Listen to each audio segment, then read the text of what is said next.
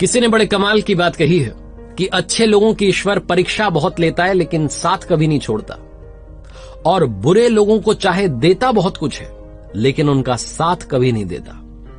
नमस्ते दोस्तों, मेरा नाम है आरजे कार्तिक।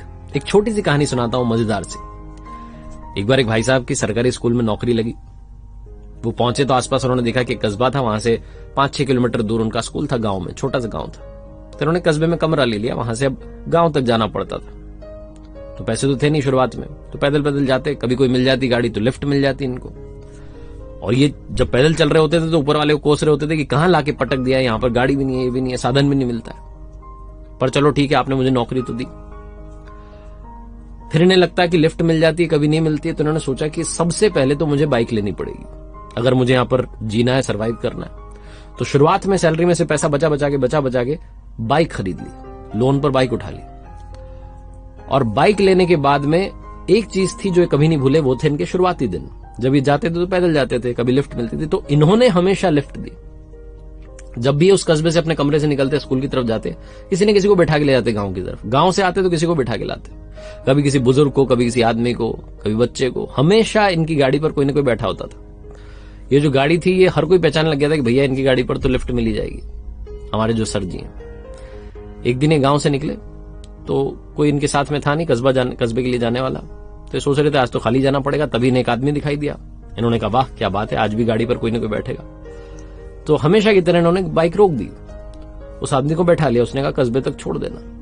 थोड़ा सा आगे चले कि उसने चाकू इनकी पीठ पर लगा दिया और बोला कि चुपचाप गाड़ी यहीं रोक दे, एक गाड़ी मैं लेके जाऊंगा, तू पैदल जा। सर जी को लगा कि इनके साथ तो लूट हो गई। इन्होंने कहा भाई साहब आप जो भी हैं, आप बस एक काम करना, किसी को बताना मत कि आपने ये गाड़ी चुराई है, वरना लोगों का ना विश्वास उठ जाएगा। क्योंकि इस रास्ते पर वैसे ही बहुत कम साधन है, तो लोग लिफ्ट देना बंद कर देंगे। तो आप किसी को बोलना मत कि आपने गाड़ी इस रास्ते से चुराई है, और मैं भी किसी को नहीं बताऊंगा कि मेरी बाइक चोरी हो गई। तो आपको जान ले जानी गाड़ी, आप ले जाओ। जो आदमी चुरा रहा था गाड़ी, वो सोचने लगा कि कितना सज्जन आदमी है, कितना अच्छा आदमी है। फिर उसने सोचा भैया मेरा भी तो पेट पालना है, मैं तो बाइक लेके उड़ जाऊंगा। तो बाइक लेके रफू चक्कर हो गया।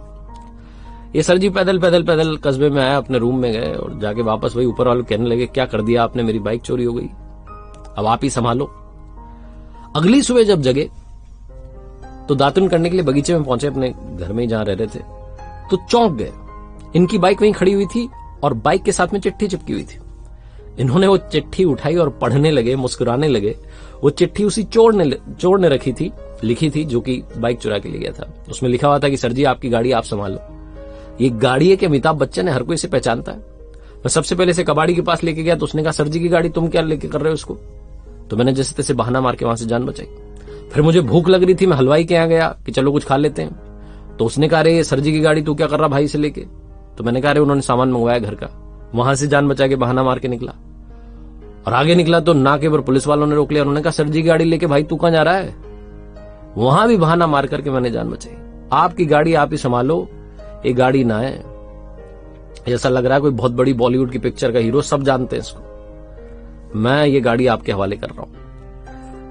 ये पढ़कर के ये सर जी जोर जोर से हंस रहे थे और ऊपर वाले कह रहे थे वाह क्या लीला है आपकी, मैंने कभी किसी का बुरा नहीं किया तो आज मेरे साथ में भी बुरा नहीं हुआ। छोटी सी कहानी है लेकिन दो बातें सिखाती है। पहली बात तो आप अच्छा करेंगे, अच्छा होगा, जैसा कर्म होगा वैसा ही फल मिलेगा।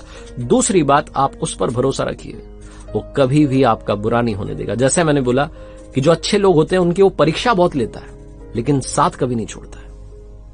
एक बार फिर से वही कहना चाहता हूं जो हमेशा कहता हूं, ऊपर वाले के आशीर्वाद के साथ, अपनी सच्ची मेहनत के साथ और अपनी फैमिली के, अपने परिवार के प्यार के साथ कर दिखाओ कुछ ऐसा कि दुनिया करना चाहे आपके जैसे।